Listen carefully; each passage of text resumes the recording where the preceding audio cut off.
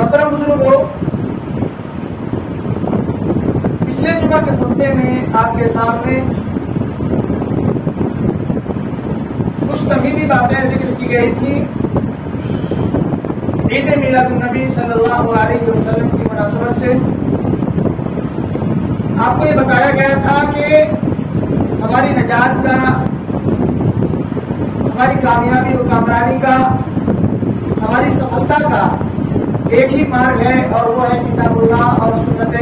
رسول اللہ صلی اللہ علیہ وسلم۔ بتایا گیا تھا کہ عید میلاد النبی یہ اللہ کے رسول کے زمانے میں بھی نہیں ہوا، نہ ہی صحابہ کے زمانے میں اس کی محفلیں سجی، اور نہ ہی بعد کے ادوار میں اس قسم کی چیزیں وجود میں آئیں۔ اس کا سب سے پہلا موجب کون تھا؟ کس نے سب سے پہلے اس پروگرام کو نافذ کیا یا انعقاد کیا، اس کا بھی تذکرہ آپ کے سامنے کیا گیا۔ آج ہم کچھ اصول سمجھیں گے جن کی بنیاد پر عید میلاد النبی کی محفل کا اور کھنڈن ہوگا، اس کی تردید ہوگی، جس میں سب سے پہلا اصول یہ ہے، سب سے پہلا ضابطہ یہ ہے کہ ہم جس دھرم کے، جس دین کے اور جس مذہب کے ماننے والے ہیں اسے اسلام کہا گیا ہے، اس کے بارے میں یہ بات ہم سبھی کو پتہ ہے اور پتہ ہونا چاہیے، اور پتہ ہونے کے ساتھ ساتھ ہم سبھی کا بنیادی عقیدہ بھی ہونا چاہیے کہ اللہ رب العالمین نے ہمیں جو دین سے، جس مذہب سے، جس دھرم سے نوازا ہے وہ ایک مکمل دین ہے، جس کے اندر کسی بھی قسم کی کمی نہیں ہے، اور نہ ہی کسی چیز کی ایسی ضرورت ہے جس کو اس دین کے نام پر بڑھاوا کیا جائے یا بڑھایا جائے، کیونکہ اللہ رب العالمین نے اس چیز کا اعلان بذات خود قرآن کریم کے اندر کیا ہے، الیوم اکملت لکم دینکم، آج میں نے تمہارے لیے تمہارے دین کو پورا کر دیا، واتممت علیکم نعمتی، اپنی نعمتیں میں نے تم پر پوری کر دی، ورضیت لکم الاسلام دینا، اور تمہارے لیے دین کے طور پر، دھرم کے طور پر اسلام کو میں نے پسند کر لیا۔ اللہ رب العالمین نے دین کے مکمل ہونے کا اعلان کر دیا۔ اس کے باوجود مسلمانوں کی اکثریت، مسلمانوں کی ایک بڑی تعداد جہاں شریعت کے اندر موجود بنیادی تعلیمات سے منہ پھیر چکے ہیں، اعراض کر رہے ہیں، دوری اختیار کر رہے ہیں، وہیں دوسری ستم یہ، دوسرا ظلم یہ کہ دین کے اندر نئی نئی چیزوں کو ایجاد کرتے ہیں، دین کے اندر نئی نئی بدعتوں کو جنم دیتے ہیں، دین کے اندر نئی نئی چیزوں کو وجود میں لاتے ہیں، اور ایسا کر کے ان کا یہ دعویٰ ہے کہ ہم تک جو دین پہنچا ہے، ہم تک جو شریعت پہنچی ہے، ہم تک جو شریعت کی شکل میں قانون پہنچا ہے، اس میں یہ چیزیں شامل نہیں تھی، لہذا میں نے شامل کر کے اس دین کو پورا مکمل کیا۔ دین کا مکمل ہونا اللہ رب العالمین کی جانب سے ایک عظیم احسان ہے امت اسلامیہ پر۔ اللہ رب العالمین نے اس احسان کو ایک بار اور جتلایا ہے۔ اللہ رب العالمین فرماتا ہے لقد من اللہ علی المؤمنین اذ بعث فیہم رسولا من انفسہم یتلو علیہم آیاتہ، اللہ رب العالمین کی آیتیں پڑھ پڑھ کر سناتے ہیں، ویزکیہم، انہیں گناہوں سے پاک و صاف رہنے کے لیے ترغیب کرتے ہیں، انہیں گناہوں سے پاک و صاف رہنے کے لیے ایسے اعمال کرنے کی ترغیب دیتے ہیں جن اعمال کی بنیاد پر ایک انسان اپنے آپ کو گناہوں سے پاک و صاف کر سکے، وَيُعَلِّمُهُمُ الْكِتَابَ وَالْحِکْمَةَ، اور انہیں قرآن و حکمت کی تعلیم دیتے ہیں۔ اللہ رب العالمین کا ہم پر دین کا مکمل کرنا کتنا عظیم احسان ہے، اس بات کو آپ ایک چھوٹی سی مثال سے سمجھ سکتے ہیں کہ اگر ہمیں چاول، دال، سبزی اور سالن وغیرہ الگ سے دیا جائے کہ لو اپنا پکاؤ اور کھاؤ، یقین نہیں بہت مشکل کام ہے، سب کے بس کی بات نہیں، عورتیں ہی اس سلسلے میں سکشم رہ سکتی ہیں، عورتوں کے اندر ہی عام طور پر یہ شمتا ہوتی ہے کہ وہ ان چیزوں کو پورا کریں، لیکن مشکل تو ہے بہرحال۔ لیکن اس کے بعد آپ کو پکا پکایا پیش کیا جائے اور کہا جائے کہ پکا پکایا کھانا آپ کے سامنے ہے، آپ نوش فرمائیے، آپ تلاوت فرمائیے، تو یہ چیز بالکل آسان ہے۔ یہی وجہ ہے اللہ رب العالمین نے دین کو ہم پر ہمیں مکمل طور پر دیا ہے اور مکمل ضابطے کی شکل میں ہمارے سامنے رکھا ہے، اور بتایا ہے کہ اسی روشنی میں اپنی زندگی گزارنا ہے، اس میں آپ کو چھیڑ چھاڑ کرنے کی اجازت نہیں ہے، کسی بھی قسم کی اجازت نہیں ہے۔ دین کا مکمل ہونا کس قدر احسان عظیم ہے، عمر بن خطاب رضی اللہ تعالیٰ عنہ کے دور میں ایک واقعہ پیش آیا، اس سے اندازہ لگا سکتے ہیں۔ خلافت میں ایک یہودی عمر بن خطاب رضی اللہ تعالیٰ عنہ کی خدمت میں حاضر ہوا اور کہنے لگا کہ قرآن کریم کے اندر ایک ایسی آیت نازل ہوئی ہے جو آیت اگر ہمارے دل میں نازل ہوتی تو ہم اس دن کو عید کے طور پر مناتے، اس دن کو اس کو مطلب ایک دیوس کے طور پر، ایک موقع کے طور پر مناتے، اسے عید کے طور پر مناتے۔ عمر بن خطاب رضی اللہ تعالیٰ عنہ نے پوچھا کہ آخر وہ کون سی آیت ہے جو آیت اسلام میں نازل ہوئی اور یہودیت میں نازل نہیں ہوئی؟ اللہ رب عمر بن خطاب رضی اللہ تعالیٰ عنہ تو شخص نے کہا، اس یہودی نے کہا وہ آیت ہے الیوم اکملت لکم دینکم واتممت علیکم نعمتی ورضیت لکم الاسلام دینا، یعنی اللہ رب العالمین نے تمہارے دین کے اندر اس بات کا اعلان کیا ہے کہ دین مکمل ہو چکا ہے۔ یہودی جانتا تھا کہ دین کا مکمل ہونا کیا معنی رکھتا ہے، کسی چیز کا پورا ہونا کیا معنی رکھتا ہے۔ ایک انسان کی بلڈنگ مکمل ہوتی کتنی خوشی ہوتی، یہ ساری چیزیں ہمارے سامنے ہیں، اس کے باوجود بھی لوگوں نے دین کے نام پر طرح طرح کے خرافات انجام دیے۔ اللہ رب العالمین کی ہزار برابر۔ دوسرا اصول، دوسرا ضابطہ کیا ہے کہ نبی صلی اللہ علیہ وسلم نے ہر بھلائی اور اچھی چیز اسی طرح بری چیزوں کو ہمارے سامنے اسپشٹ روپ سے رکھ دیا۔ کسی بھی چیز کی کوئی ایسی چیز نہیں ہے ہمارے سامنے اس میں سندے کو شک ہو۔ اللہ کے رسول نے واضح طور پر بتا دیا یہ کھڑا ہے، یہ موٹا ہے، یہ سفید ہے، یہ سیاہ ہے، یہ اچھا ہے، یہ برا ہے، تمام ساری چیزیں اللہ کے رسول صلی اللہ علیہ وسلم نے ہمارے سامنے رکھ دیا ہے۔ اللہ کے رسول صلی اللہ علیہ وسلم خود فرماتے ہیں ما بقي شيء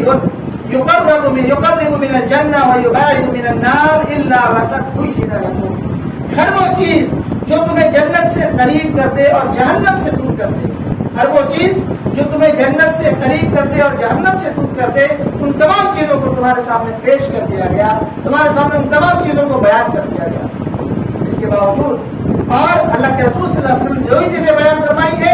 اس میں یا ان تمام چیزوں میں یہ جو بدعت ہے بدعت النبی کی بدعت وہ چیز شامل نہیں۔ امام مالک رحمہ اللہ نے فرمایا کہ جو لوگ بدعت ایجاد کرتے ہیں، جو لوگ بدعتیں دین کے اندر پیدا کرتے ہیں، ان کے سلسلے میں فرمایا من ابتدع فی الاسلام بدعۃ یراها حسنۃ فقد زعم ان محمد صلی اللہ علیہ وسلم خان الرسالہ، کہ جس شخص نے کسی چیز کو بدعت کے نام پر دین کے اندر ایجاد کیا، اسلام کے اندر کسی بھی چیز کو ایجاد کیا، بدعت کو پیدا کیا جسے وہ اچھا سمجھتا تھا یا جسے وہ اچھا سمجھتا ہے، تو اس نے یہ دعویٰ کیا، اس نے یہ چیلنج کیا کہ اللہ کے رسول صلی اللہ علیہ وسلم نے عہدہ رسالت کے ساتھ اللہ کے رسول صلی اللہ علیہ وسلم کو جو نبوت کا عہدہ، رسالت کا عہدہ ملا امانت کی شکل میں، اللہ کے رسول صلی اللہ علیہ وسلم نے نعوذ باللہ اس میں خیانت کی۔ اللہ کے رسول نے ہم تک دین کو مکمل طور پر نہیں پہنچایا، یہ دعویٰ کرنا ہوا ایک طرح سے، کیونکہ ہم نے نئے طور پر نئی چیز کو اس میں پیدا کیا ہے۔ آگے فرماتے ہیں اقرأوا قول اللہ سبحانہ وتعالی الیوم اکملت لکم دینکم، اے میرے جاننے والو، امت اسلامیہ کے افراد اللہ رب العالمین کے فرمان کو پڑھو۔ اللہ رب العالمین نے فرمایا الیوم اکملت لکم دینکم، میں نے آج تمہارے لیے تمہارے دین کو مکمل کر دیا، آخری آیت تک۔ اس کے بعد فرماتے ہیں امام مالک رحمہ اللہ لا يصلح آخر هذه الأمة إلا بما صلح به أولها، کہ اس امت کے آخری افراد انہی چیزوں کے ذریعے اپنی اصلاح کر سکتے ہیں، انہی چیزوں کے ذریعے سدھر سکتے ہیں جن چیزوں کے ذریعے امت کے پہلے افراد سدھرے۔ صحابہ کرام ایمان لائے، اپنے سماج و معاشرے کی اصلاح کی اور اپنے اندر سدھار پیدا کی، انہی ساری چیزوں کے ذریعے ہم بھی اپنے دین کے اندر، اپنے سماج اور معاشرے کے اندر، اپنے گھر کے اندر، اپنے بال بچوں کے اندر سدھار پیدا کر سکتے ہیں، کیونکہ اب کے علاوہ کوئی چیز ہمارے سامنے نہیں ہے۔ جو چیزیں پہلے لوگوں کے لیے نازل ہوئی وہی ہمارے لیے بھی نازل ہوئی، کوئی چیز الگ سے ہمارے لیے اللہ رب العالمین نے نازل نہیں کیا۔ اس کے بعد کہتے ہیں فما لم یکن یومئذ دینا لا یکون اليوم دینا، کہ جو چیز اس زمانے میں دین کے نام پر نہیں کیا جاتا تھا وہ چیز آج بھی دین کے نام پر انجام نہیں دیا جا سکتا ہے۔ امام مالک کا یہ کہنا انتہائی اہم اہمیت کا حامل ہے کہ جو چیز اس زمانے میں دین کی حیثیت سے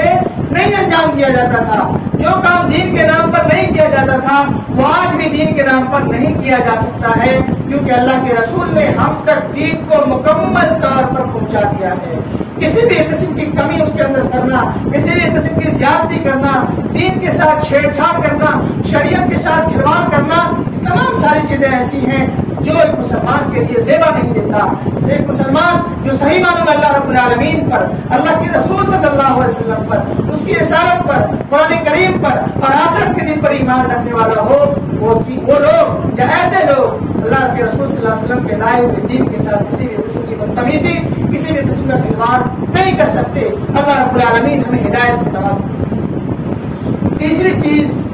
تیسرا اصول یہ کہ نبی صلی اللہ علیہ وسلم امت کے سب سے زیادہ متقی افراد تھے۔ اس امت میں جتنے بھی افراد ہوئے ان تمام لوگوں میں اللہ رب العالمین سے ڈرنے والے سب سے زیادہ ڈرنے والے اگر کوئی ہے تو اللہ کے رسول صلی اللہ علیہ وسلم ہے۔ نبی کریم صلی اللہ علیہ وسلم کی ہستی وہ ہستی ہے جس کے اندر تقویٰ، پرہیزگاری اس پیمانے پر تھی جس کا ہم میں سے کسی کے اندر نہیں ہو سکتا ہے، جو پیمانہ، جو معیار ہم میں سے کسی بھی شخص کو نہیں حاصل ہو سکتا ہے۔ وہ شخص وہ اللہ کے رسول صحابہ کرام سے کہتے ہیں کہ میرے بتائے ہوئے طریقے کے مطابق چلو، میرے بتائے ہوئے دین کے مطابق چلو، میں نے اپنی زندگی میں جو اعمال انجام دیے اس کو انجام دو۔ آپ کے سامنے ایک حدیث پیش کی گئی تھی اس سے پہلے، انس بن مالک رضی اللہ تعالیٰ عنہ، جس میں یہ ہے کہ صحابہ کرام اللہ کے رسول صلی اللہ علیہ وسلم کی بیویوں کے پاس آئے اور اللہ کے رسول کے اعمال کے بارے میں پوچھا کہ آپ کے دن و رات میں کیا کیا اعمال انجام بتاتے ہیں، آپ صلی اللہ علیہ وسلم کیا کیا عبادتیں انجام دیتے ہیں، ہمیں باخبر کیجیے۔ صحابیات یا امہات المؤمنین نے جب باخبر کیا تو انہوں نے اللہ کے رسول کے اعمال کے مقابلے اللہ کے رسول کے اعمال کو اپنے نظریے سے کم تر سمجھا۔ انہوں نے کہا کہ اللہ کے رسول کے اگلے پچھلے سارے گناہ معاف ہیں، لہذا ہمیں بڑھ چڑھ کر اعمال انجام دینے چاہیے۔ انہوں نے کیا کیا؟ ان میں سے ایک نے کہا کہ ہم رات بھر عبادتیں کریں گے، تاجد گزاری کریں گے، سویا نہیں کریں گے۔ دوسرے نے کہا ہم ہمیشہ روزے سے رہیں گے، کبھی روزہ ترک نہیں کریں گے، کبھی نہیں چھوڑیں گے۔ تیسرے نے کہا ہم شادی بیاہ نہیں کریں گے۔ اللہ کے رسول صلی اللہ علیہ وسلم کو جب ان لوگوں کے بارے میں یہ باتیں معلوم ہوئی تو اللہ کے رسول صلی اللہ علیہ وسلم کے پاس آئے اور فرمایا انتم الذین قلتم کذا وکذا، تمہیں وہ لوگ ہو جنہوں نے ایسا ایسا کہا ہے، واللہ انی لاشاکم باللہ واتقوا لہ، اللہ کی قسم میں اللہ رب العالمین سے سب سے زیادہ ڈرنے والا اور سب سے زیادہ اللہ رب العالمین کا پرہیزگار بنتا ہوں۔ میرے اندر اللہ رب العالمین کی سب سے زیادہ تقویٰ بستی ہے، اس کے باوجود اصول کو افطر، میں روزہ رکھتا بھی ہوں، روزہ چھوڑتا بھی ہوں، اس کے بعد اصلی اور میں رات کو سوتا بھی ہوں اور نمازوں کا اہتمام بھی کرتا ہوں، واتزوج النساء، اور میں عورتوں سے شادی بیاہ بھی کرتا ہوں۔ فمن رغب عن سنتی فلیس منی، لہذا جو لوگ میری سنت سے اعراض کریں گے، دوری اختیار کریں گے، ایسے لوگوں کا مجھ سے کوئی رشتہ نہیں، ایسے لوگوں کا مجھ سے دین کے نام پر کوئی رشتہ نہیں، مجھ سے کوئی تعلق نہیں۔ اللہ کے رسول صلی اللہ علیہ وسلم نے پہلے اپنا وقار بتلایا، اپنی حیثیت بتلائی، تقویٰ کا معیار لوگوں کے سامنے رکھا، پھر بتلایا کہ ہم اتنے بلند تقوی پر فائز ہیں، تقوی اور پرہیزگاری کے اتنے بلند معیار پر فائز ہیں، اس کے باوجود بھی ہمارے اعمال اس طرح ہیں، لہٰذا تم بھی اگر چاہتے ہو کہ تمہارے اندر تقویٰ آئے، اللہ رب العالمین کی خشیت آئے، اس کا خوف تمہارے دل میں بچ جائے، تو تمہیں بھی میرے بتائے ہوئے طریقوں کے مطابق اعمال انجام دینے ہوں گے، میرے بتائے ہوئے راستے کے مطابق، میرے بتائے گئے دشا نردیش کے انوسار تمہیں اپنی زندگی کو لاگو کرنا ہوگا، اپنے جیون کو بہترین کرنا ہوگا، تبھی جا کر آپ کامیابی اور کامیابی سے کنار ہو پائیں گے۔ حاضرین کرام، یہ تمام ساری باتیں ایسی ہیں کہ وہ تین اصول ایسے ہیں جن سے ہمارے سامنے یہ اسپشٹ ہو گیا، بالکل واضح ہو گیا کہ اللہ کے رسول صلی اللہ علیہ وسلم نے ہم تک جو دین پہنچایا، ہم تک جو دھرم پہنچا ہے، اس کے اندر عید میلاد النبی کا ثبوت نہیں ہے، جیسا کہ آپ کے سامنے پچھلے ہفتے بالکل وضاحت کے ساتھ باتیں رکھی گئی۔ اب آئیے دیکھتے ہیں کہ عید میلاد النبی جو مناتے ہیں لوگ، اس مناسبت سے کیا کیا خرابیاں لازم آتی ہیں۔ سب سے پہلی خرابی یہ ہے کہ دین کے اندر ایجاد ہے، بدعت ہے، اور بدعت اپنے آپ میں ایک بہت عظیم گناہ۔ دوسری خرابی یہ ہے کہ اس بدعت کے موقع سے منکرات کو، ایسے اعمال کو انجام دیا جاتا ہے جو حرام ہے، جیسے ناچ گانے ہوتے ہیں، موسیقیاں بجتی ہیں، اسی طرح ڈانس کیے جاتے ہیں، لڑکے اور لڑکیاں ایک اسٹیج پر اللہ کے رسول صلی اللہ علیہ وسلم کے بینر تلے ڈانس کرتے ہیں، نعوذ باللہ من ذالک۔ یہ سارے حرام کام ہیں جس کے حرمت کے سلسلے میں شریعت نے واضح تعلیمات دی۔ دوسری خرابی یہ ہے کہ رسول اللہ صلی اللہ علیہ وسلم کی آمد کا اعتقاد رکھا جاتا ہے کہ جب محفلیں سجتی ہیں تو اللہ کے رسول صلی اللہ علیہ وسلم اس محفل میں آتے ہیں، اس محفل میں اللہ کے رسول صلی اللہ علیہ وسلم کی حاضری ہوتی ہے، نعوذ باللہ من ذالک۔ ایک سلیم الفطرت انسان جس کی عقل ٹھیک ٹھاک ہے، وہ اس بات سے بھی اپنے آپ کو سدھار سکتا سکتا ہے کہ ایک شخص دنیا میں کتنی محفلیں سجائی جاتی ہیں، کیسے حاضر ہو سکتا ہے؟ کتنی محفلیں سجتی ہیں، ایک شخص بیک وقت کہاں جا سکتا ہے؟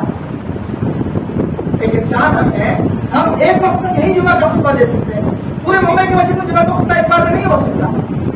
ایک شخص نہیں دے سکتا۔ بس وہی معاملہ، اللہ کے رسول بھی انسان تھے، ہماری طرح انسان تھے، تو اللہ کے رسول صلی اللہ علیہ وسلم جتنی بھی محفلیں عید کی سجتی ہیں، عید میلاد کی، ان تمام میں کیسے آ سکتے ہیں؟ یہ عقیدہ رکھا جاتا ہے کہ اللہ کے رسول کی آمد ہوتی ہے، اس کے بعد اللہ کے رسول کو ویلکم کیا جاتا ہے، کھڑے ہو کر صلاۃ و سلام پڑھا جاتا ہے۔ دوسری چیز، یہ اللہ رب العالمین پر بہت بڑا جھوٹ ہے۔ اللہ رب العالمین نے واضح طور پر قرآن کریم میں فرمایا ہے، وما محمد الا رسول قد خلت من قبله الرسل افإن مات أو قتل انقلبتم على أعقابكم، یعنی محمد صلی اللہ علیہ وسلم ایک رسول ہی ہے، اور ان سے پہلے بہت سارے رسول گزرے۔ امت محمدیہ سے اللہ رب العالمین مخاطب ہے اور فرما رہے ہیں افإن مات، اگر نبی صلی اللہ علیہ وسلم انتقال کر جائے، او قتل، یا اللہ کے رسول کو قتل کر دیا جائے، شہید کر دیا جائے، انقلبتم علی اعقابکم، تم لوگ ایڑیوں کے بل پلٹ جاؤ گے۔ اس آیت میں اس بات کا پتہ چلا کہ اللہ کے رسول کی وفات ہو چکی ہے، اللہ کے رسول کی روح اعلیٰ علیین میں موجود ہے۔ اللہ کے رسول صلی اللہ علیہ وسلم کی قبر اسی وقت کھولی جائے گی جب قیامت برپا ہوگی، اور سب سے پہلے اللہ کے رسول صلی اللہ علیہ وسلم کی قبر کو کھولا جائے گا، اللہ کے رسول صلی اللہ علیہ وسلم سب سے پہلے آسمان کی طرف اٹھائے جائیں گے۔ اس کے باوجود بھی اس طرح کا عقیدہ رکھنا کہ اللہ کے رسول صلی اللہ علیہ وسلم موجود ہے، دنیا کے اندر زندہ ہیں، یہ تمام ساری چیزیں ایسی ہیں جس کا کھنڈن ہونا چاہیے۔ ایک اور چیز، اللہ کے رسول صلی اللہ علیہ وسلم کو عالم الغیب بھی مانا جاتا ہے۔ اللہ کے رسول صلی اللہ علیہ وسلم کے بارے میں عقیدہ رکھا جاتا ہے کہ اللہ کے رسول صلی اللہ علیہ وسلم ساری دنیا کی چیزوں کو ما کان و ما یکون کا علم ہے، حالانکہ اللہ کے رسول صلی اللہ علیہ وسلم نے خود اس چیز کا انکار کیا، وَلَوْ كُنْتُ أَعْلَمُ الْغَيْبَ لَاسْتَكْثَرْتُ مِنَ الْخَيْرِ، اگر مجھے غیب کا علم ہوتا تو میں بہت ساری بھلائیاں اکٹھا کر لیتا، وَمَا مَسَّنِيَ السُّوءُ، اور مجھے ذرہ برابر تکلیف نہیں پہنچتی۔ ان تمام چیزوں کے باوجود بھی لوگوں کی آنکھیں نہیں کھل رہی۔ اب میلاد کے جواز، میلاد جو لوگ مناتے ہیں وہ لوگ کیا کیا جواز فراہم کرتے ہیں، کیا کیا دلیلیں دیتے ہیں۔ پہلی دلیل یہ ابو لہب کا واقعہ نقل کرتے ہیں۔ ایک بار خواب میں دیکھا گیا کہ ابو لہب کو ایک بار خواب میں دیکھا گیا، پوچھا گیا کیا حال ہے، تو کہا کہ میں آگ میں جل رہا ہوں، لیکن ہر سوموار کو مجھے راحت دی جاتی ہے، میرے عذاب میں کمی کی جاتی ہے، اور میرے ان دونوں انگلیوں کے بیچ پانی کو جاری کیا جاتا ہے، جسے میں چوس کر اپنی پیاس بجھایا کرتا ہوں۔ اور یہ اس وجہ سے کیونکہ اللہ کے رسول صلی اللہ علیہ وسلم کی ولادت کے موقع سے میں نے سویبہ نامی لوڈی کو آزاد کر دیا تھا، جو مجھے اللہ کے رسول کی ولادت کی خبر لے کر میرے تک آئی تھی، میرے پاس آئی تھی۔ یہ حدیث پیش کرنا اور اس کو ثبوت کے طور پر پیش کر کے عید میلاد النبی کے لیے جواز فراہم کرنا کن طرح سے غیر مناسب ہے، دیکھیں آپ۔ پہلی یہ کہ اللہ کے رسول صلی اللہ علیہ وسلم یا جو بھی انبیاء ہیں انہیں کا خواب سچا ہے، اس کے علاوہ کسی کا بھی خواب سچا نہیں ہو سکتا۔ ہر ایک انسان خواب دیکھتا ہے، طرح طرح کی چیزیں دیکھتا ہے، لیکن وہ خواب اس کی زندگی میں نافذ بھی ہو، وہ خواب سچا ہو یا جھوٹا ہو، اس کا دعویٰ نہیں کیا جا سکتا۔ لہذا کسی کے خواب کو شرعی حکم کے نام پر منطبق نہیں کیا جا سکتا ہے، کسی کے خواب کو شرعی حکم کے لیے دلیل نہیں بنائی جا سکتی ہے۔ دوسری یہ کہ یہ روایت مرسل روایت ہے۔ تیسری یہ کہ ابو لہب ایک کافر شخص تھا، اور کفر پر ہی اس کی وفات ہوئی، لہذا دنیا کے اندر کافر چاہے جتنی نیکیاں کر لے، آخرت میں اس کے لیے کوئی بھلائی نہیں ہے، آخرت میں اس کا کوئی بدلہ اسے نہیں دیا جاتا ہے۔ لہذا ابو لہب کو یہ راحت ملنا یہ بھی ایک مشکوک کا معنی ہے کہ ملتا ہے یا نہیں ملتا ہوگا، اور اپنے سوال۔ تیسری چیز یہ کہ فطری خوشی، اس کے گھر میں بچے کی ولادت ہوتی ہے، عام طور پر لوگوں کو خوشی ہوتی ہے، بچے کی بھانجے کی ولادت ہو، بھتیجے کی ولادت ہو، بھتیجی کی ولادت ہو، بیٹے کی ولادت ہو، خبر ملتی ہے تو لیکن انسان کو فطری طور پر خوشی ہوتی ہے، اس کو شریعت سے جوڑنا بالکل غیر مناسب عمل ہے۔ اور اللہ کے رسول صلی اللہ علیہ وسلم کی ولادت پر ہمیں ہمیشہ خوش رہنا چاہیے، ہمیشہ خبر کرنا چاہیے کہ امت محمدیہ کے افراد میں سے ایک فرد ہے۔ ایک دوسرا جواز یہ کیا فراہم کرتے ہیں کہ اللہ کے رسول صلی اللہ علیہ وسلم نے اپنی ولادت کے موقع سے عقیقہ کیا تھا۔ اللہ کے رسول صلی اللہ علیہ وسلم کے دادا عبدالمطلب اللہ کے رسول کی پیدائش کے ساتھ ہی عقیقہ کر چکے تھے، لیکن اللہ کے رسول نے عقیقہ اس لیے کیا تاکہ اپنی پیدائش پر وہ خوشی کا اظہار کر سکیں اور شکریہ ادا کر سکیں۔ یہ اس روایت کے بارے میں امام نبوی رحمہ اللہ فرماتے ہیں کہ روایت باطل ہے۔ اگر دوسری صورت میں اس کو صحیح مان اظہار کے لیے اس عقیدے کو انجام دیا تھا، اس کا کوئی ثبوت نہیں۔ ایک گمان ہے، یہ گمان کا حقیقت سے کوئی جوڑ نہیں ہے۔ حقیقت ایک الگ چیز ہوتی ہے، واستوکتا ایک الگ چیز ہوتی ہے، اور گمان شک ہوتا ہے، لہذا یہ بھی چیز شریعت کا حصہ نہیں ہو سکتی ہے۔ تیسری چیز یہ ہے کہ اللہ کے رسول صلی اللہ علیہ وسلم کا فرمان ملے کہ عقیدہ اسی لیے کیا تاکہ خوشی کا اظہار کر سکیں اور اپنی ولادت پر شکریہ ادا کر سکیں، تو اللہ کے رسول نے صرف ایک ہی بار انجام دیا تھا۔ ہم بار بار کیوں کرتے ہیں؟ اللہ کے رسول صلی اللہ علیہ وسلم کی ولادت کی پر خوشی بار بار کیوں منائی جاتی ہے؟ یہ بھی ایک سوال ہے۔ تو ان تمام چیزوں سے یہ پتا چلتا ہے کہ ان لوگوں کی جو جواز کی دلیلیں ہیں یہ تمام چیزیں باطل ہیں، جھوٹی ہیں۔ تیسری چیز یہ ہے جو صحیح روایت میں موجود ہے، امام بخاری اور مسلم نے اپنی کتابوں میں نقل کیا ہے کہ اللہ کے رسول صلی اللہ علیہ وسلم ہر سوموار اور جمعرات کو روزہ رکھا کرتے تھے، اور فرمایا کہ میں اسی دن پیدا کیا گیا اور اسی دن میں نبی بنایا گیا، اسی وجہ سے میں اس کا روزہ رکھتا ہوں۔ تو اس کو دلیل بنا کر لوگ خوشی مناتے ہیں۔ اس کے بھی کچھ تردید ہے، اس کے بھی کچھ کھنڈن ہے، وہ کچھ اس طرح ہے کہ اللہ کے رسول صلی اللہ علیہ وسلم نے اپنی پیدائش پر خوشی کا اظہار کس طرح کیا؟ روزہ رکھ کر کیا تھا، ہمیں بھی روزہ رکھنا چاہیے۔ دوسری چیز یہ ہے کہ اللہ کے رسول صلی اللہ علیہ وسلم نے اپنی پیدائش کی خوشی کے لیے سال کا اعتبار نہیں کیا ہے بلکہ دن کا اعتبار کیا ہے۔ اللہ کے رسول مہینے میں 4-5 ہفتے ہوتے ہیں، تو اللہ کے رسول صلی اللہ علیہ وسلم ہر سوموار اور جمعرات کو روزہ رکھتے تھے، ہمیں بھی ہر سوموار اور جمعرات کو روزہ رکھنا چاہیے۔ اللہ کے رسول نے بھوکا رکھا اپنے آپ کو، اور ہم کیا کرتے ہیں؟ کھاتے پیتے ہیں۔ تو کیسی محبت ہے؟ یہ کیسی محبت ہے کہ اللہ کے رسول کی مخالفت کرتے ہوئے ہم خوشی کا اظہار کرتے ہیں اور محبت کے رسول کا دعویٰ ہم کرتے ہیں۔ ایک تو الگ بات کہ اللہ کے رسول صلی اللہ علیہ وسلم 12 تاریخ کو پیدا ہوئے، یہ الگ اختلافی مسئلہ ہے۔ اس سلسلے میں علماء اکرام کے درمیان شدید اختلاف ہے کہ اللہ کے رسول صلی اللہ علیہ وسلم کب پیدا ہوئے، 9 کو، 8 کو، 10 کو یا 12 کو، لیکن اللہ کے رسول صلی اللہ علیہ وسلم کی وفات 12 تاریخ کو ہوئی، یہ بات بالکل فکس ہے، اس میں کسی کو بھی شک نہیں ہے۔ کوئی بھی انسان پیدا ہوتا ہے، بسا اوقات ایسا ہوتا ہے کہ اس کی تاریخ وفات لوگ بھول جاتے ہیں، تاریخ پیدائش لوگ بھول جاتے ہیں، لیکن تاریخ وفات سبھی کو پتا ہوتی ہے کہ فلاں فلاں کا انتقال ہوا۔ لہذا 9 تاریخ کا عقیدہ رکھنا یہ بالکل صحیح ہے، کیونکہ امام رحمت للعالمین کے مصنف ہے مولانا سید سلمان منصور پوری رحمہ اللہ، انہوں نے بہت ہی تحقیق کے ساتھ یہ بات ثابت کیا ہے کہ اللہ کے رسول کی پیدائش 9 ربیع الاول کو ہوئی، لہذا 9 تاریخ کو اللہ کے رسول صلی اللہ علیہ وسلم کی پیدائش سے عقیدہ رکھنا یہ صحیح ہے، نہ کہ 12 تاریخ کو، اور 12 تاریخ کو اللہ کے رسول صلی اللہ علیہ وسلم کی وفات ہوئی، یہ بات بالکل ثابت شدہ ہے۔ لہذا اللہ کے رسول صلی اللہ علیہ وسلم کی وفات پر خوشی منانا کس قدر قبیح اور کس قدر سنگین کام ہے، کس قدر خطرناک کام ہے، اللہ رب العالمین اپنے قرآن میں رکھے۔ اللہ کے رسول صلی اللہ علیہ وسلم نے اپنی پیدائش پر کس قسم کا شکریہ اللہ رب العالمین کے لیے ادا کیا ہے، ہمیں بھی اسی طرح اللہ رب العالمین کے لیے خوشی کا اظہار کرنا چاہیے، اور اللہ رب العالمین اللہ کے رسول صلی اللہ علیہ وسلم نے روزہ رکھنے کی ترغیب کی ہے، ہمیں بھی روزہ رکھنا چاہیے۔ اللہ کے رسول صلی اللہ علیہ وسلم ہر سوموار اور جمعرات کو روزہ رکھتے تھے، ہمیں بھی اس کا اہتمام کرنا چاہیے۔ اور اسی طرح اللہ کے رسول صلی اللہ علیہ وسلم نے جب روزہ رکھا ہے، روزوں کے ساتھ کسی محفل کا انعقاد نہیں کیا، لہذا محفل کا انعقاد کرنا اپنے آپ میں بہت خطرناک اور بہت ہی قبیح فعل ہے۔ اللہ رب العالمین سے دعا کرتے ہیں کہ یہ جو سارے حقائق اور جو واستوکتا پر آدھارت آپ کے سامنے باتیں آئیں، ان تمام باتوں کو سامنے رکھ کر اللہ رب العالمین سے ہدایت طلب کریں کہ اللہ رب العالمین ہم سبھی کو ہدایت نصیب فرمائے۔ عید میلاد النبی صلی اللہ علیہ وسلم کے نام پر محفلیں منعقد کر کے جو خرافات انجام دیے جاتے ہیں، اللہ رب العالمین ان خرافات سے سبھی کو محفوظ اور معمول رکھے۔ اللہ رب العالمین سے دعا کرتے ہیں کہ اللہ تعالیٰ ہم سبھی کو جب تک اسلام پر رکھے، جب تک زندہ رکھے، اسلام پر زندہ رکھے، جب ہمارا خاتمہ بالخیر ہو، جب تک ہم دیے بدعت کے خلاف اپنے جنگ کو جاری رکھیں، سنت کے لیے اپنے آپ کو تیار رکھیں، سنت کو زندگی بخشیں، سنت کے لیے اپنے آپ کو تیار رکھیں، اس کے لیے چاہے ہماری